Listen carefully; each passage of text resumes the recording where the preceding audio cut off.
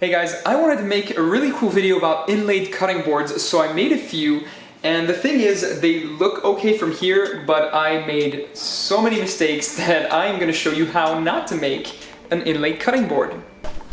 So the first step was to take two planks, one made out of oak and the other one out of beech. And then I marked the places where I wanted to cut the boards into the right size of cutting boards.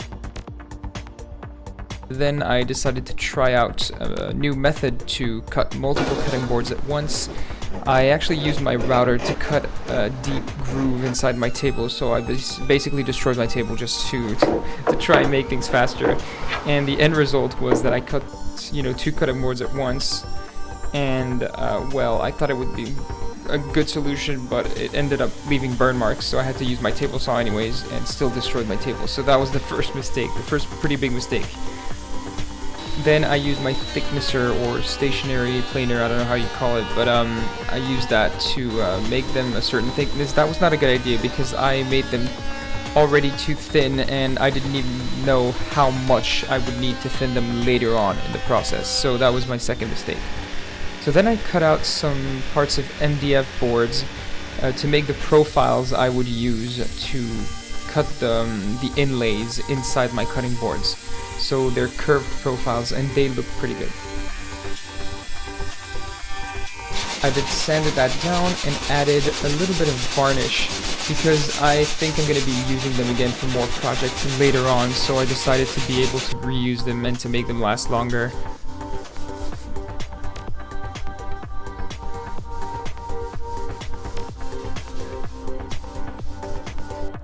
I then used the rest of the FDM to make a sort of outline for the cutting board. That way, essentially, I would be able to use my router and follow that outline to make a juice groove inside the cutting board. So I cut the outline using a jigsaw because last time I used a router and it didn't work that well, so... And yeah, I used some scraps of MDF that I still had to make the outline for the trim router later on. And also I used my electric screwdriver, which is the best acquisition for me this year.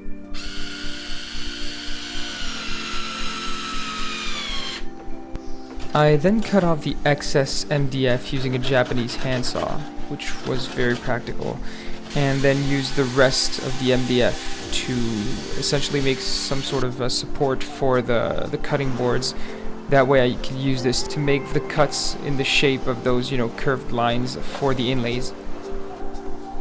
So again, a little bit of varnish just to make sure I can use it for a long time. And there we go, this is what it looks like. So that's what I put the cutting board on. And also my neighbor's cat came and paid a visit, so that was kind of cute. So yeah, as you can see, I'm putting the cutting boards onto that support that I made, and I made another mistake at this point. Well, yeah, another mistake. So first, on one side, I cut a little bit in the wrong direction just to avoid tear outs, and then started cutting in the right direction, but I didn't clamp the wood hard enough, and that ended up, messing up my cut. Okay, so the next step was to cut in the middle of that groove using my bandsaw, and that was quite easy because there's just a little bit of thickness left. And then the most satisfying part was to use the router to trim that excess out.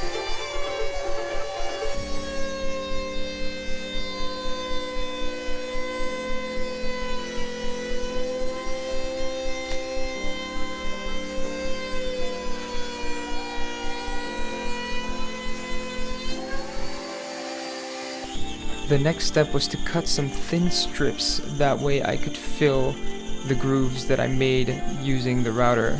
And those are basically my inlays, and cutting it using the bandsaw improved the gluing process because it increased the surface, as you can see here.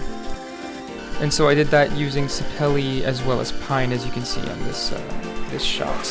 And now, so we're doing the glue up, and as you can see I have sapelli and pine, so one layer of sapelli, one layer of pine, one layer of sapelli. And I used Tide Bond 3 to get some nice water tightness in the glue. Nice water resistance. And there we go.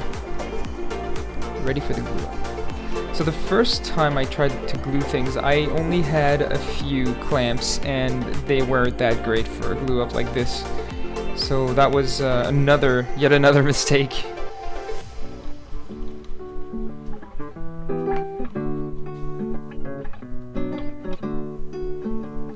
And I had to add a few more clamps just to make sure everything was nice and flat and parallel, essentially. Otherwise it would have, you know, failed.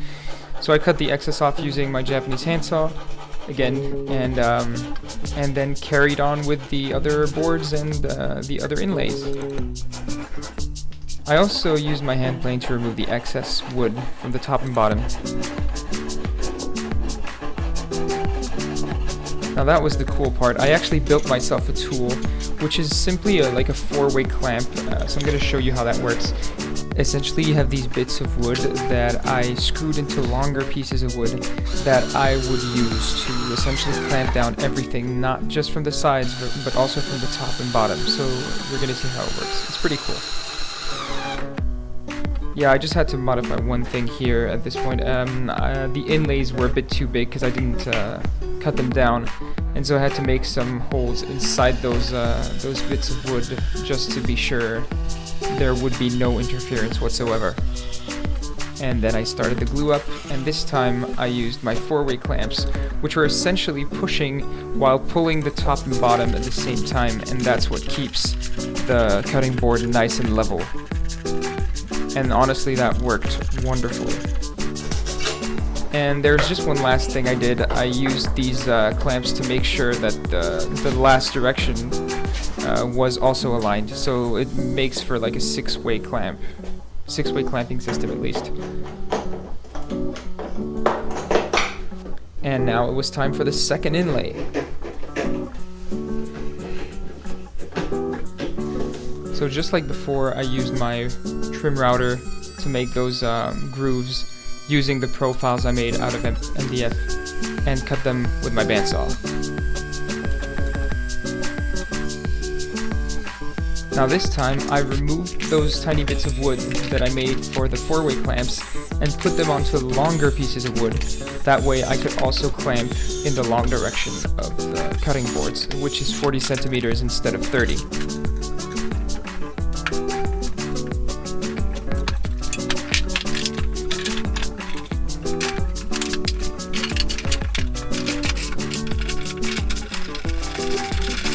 And that's when the most horrible thing happened. I left the parts outside to dry and forgot them, but it rained that night, and all the glue delaminated, and the boards were completely bent. I mean, it was a catastrophe. So I was basically in rescue mode from that point on. So the beech was the worst because it was really, really bent, and the oak was savable, I guess. So what I decided to do was to try and save the oak by re-gluing everything, basically. So that's what I did.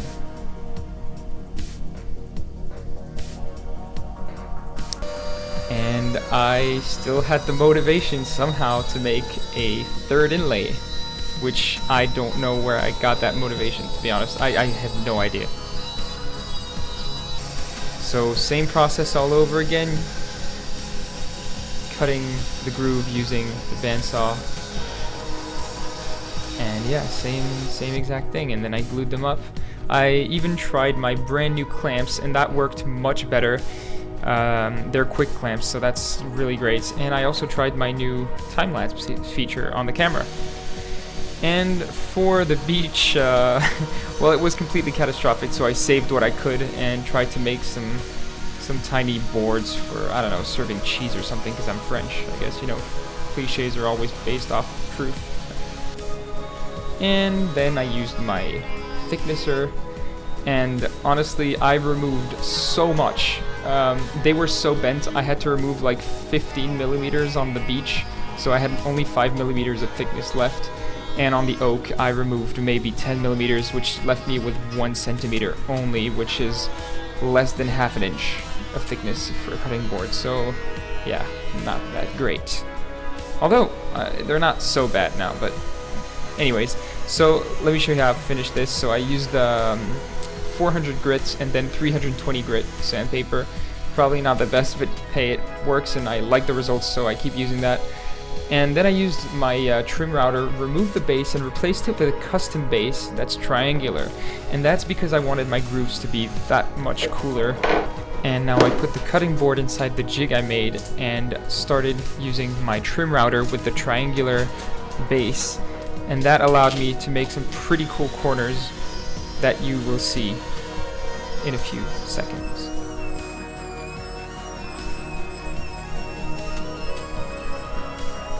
You see, using these triangular bases, you get this really cool shape with a partial circle, and I think they look really great.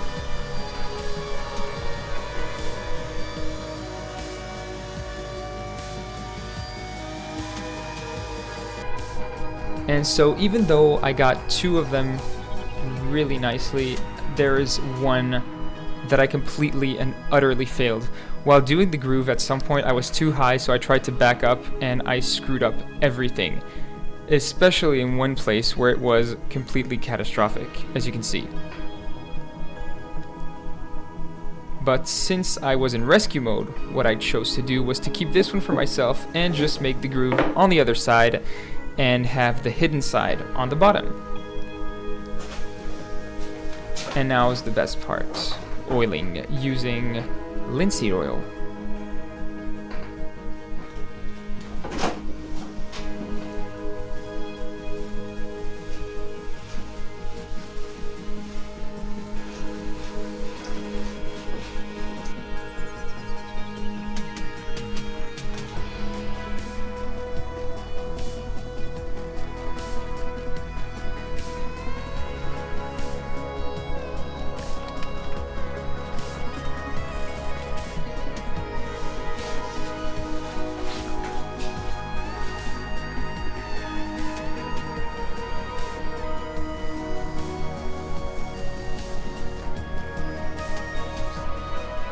The last step was to put these adhesive, well, I added super glue, but they're basically tiny square blocks that increase friction. That way it's more comfortable to use.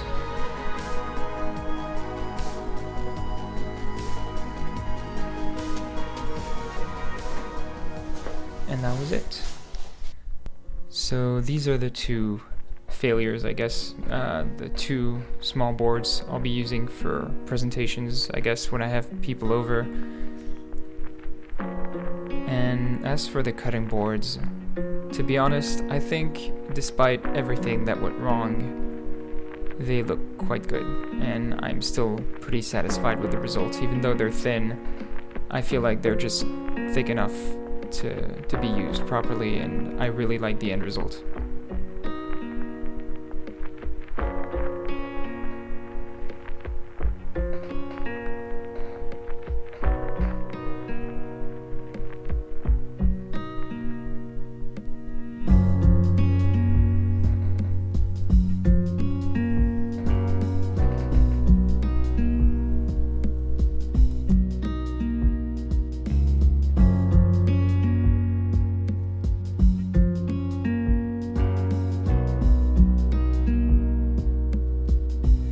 So thanks for watching this video, guys. I hope you liked my inlaid cutting boards. If you did, please feel free to subscribe, and I will be releasing some more woodworking videos quite soon, including some much cooler cutting boards. So stay tuned, and I'll see you guys next time.